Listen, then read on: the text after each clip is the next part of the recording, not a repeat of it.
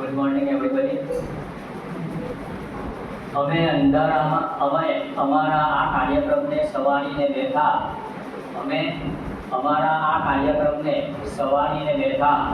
આપ આવશો જ એવું ધારીને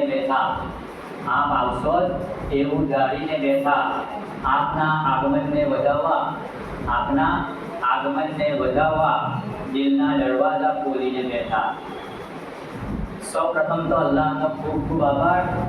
સાથે સાથે તમામ સ્વતંત્રતા સેનાનીઓનો પણ ખૂબ ખૂબ આભાર કે જેમના થકી આપણને આ મહામૂલ્ય અવસર પ્રાપ્ત થયો છે. આજે આપણે આઝાદીના 78 વર્ષ પૂર્ણ કરીને 79મા વર્ષની અંદર પ્રવેશ મેળવી રહ્યા છે. તો આ શુભ અવસર પર આમંત્રિત અતિથિઓ, ઉપસ્થિત મંચસ્થ મહેમાનો, શાળાના ટ્રસ્ટ મંડળના પ્રમુખશ્રી, સેક્રેટરીશ્રી તેમજ તમામ સભ્યો, ગામમાંથી પધારેલા ગામજનો, વાલીગણ તેમજ શાળાના આચાર્ય અને શિક્ષક મિત્રો, વહાલા વિદ્યાર્થીઓ, હું આજના આ કાર્યક્રમમાં શાળા પરિવાર વતી આપ સૌનું હાર્દિક સ્વાગત કરું છું. चलो फिर से आज वो नज़ारा याद कर ले, चलो फिर से आज वो नज़ारा याद कर ले, शहीदों के दिल में थी वो ज्वाला याद कर ले, शहीदों के दिल में थी वो ज्वाला याद कर ले, जिसमें बहकर आज़ादी पहुंची थी किनारे, जिसमें बहकर आज़ादी पहुंची थी किनारे, शहीदों के खून की वो धारा याद कर ले. 15મી ઓગસ્ટનો દિવસ ભારતના ઇતિહાસમાં ખૂબ મહત્વનો દિવસ છે.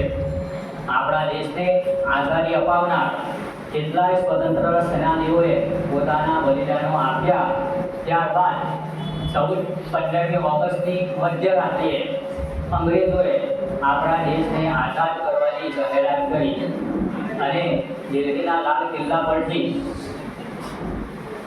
બ્રિટિશરોનો ધ્વજ યુનિયન જેક તેને ઉતારવામાં આવ્યો અને 15મી ઓગસ્ટની વહેલી સવારે જવાહરલાલ નહેરુના હસ્તે ધ્વજવંદન કાર્યક્રમ રાખવામાં આવ્યો અને ધ્વજ ફરકાવવામાં આવ્યો.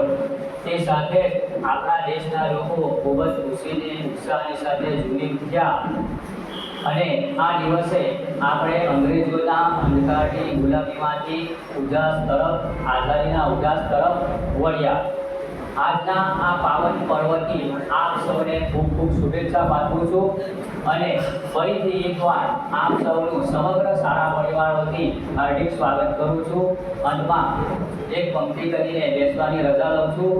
ગૂંજ રહા હૈ દુનિયા મેં ભારત કા નારા, गूंज रहा है दुनिया में भारत का नारा, चमक रहा आसमान में देश का सितारा, चमक रहा आसमान में देश का सितारा, आज़ादी के दिन आओ मिलके करे दुआ, आज़ादी के दिन आओ मिलके करे दुआ, बुलंदी पर लहराता रहे तिरंगा हमारा.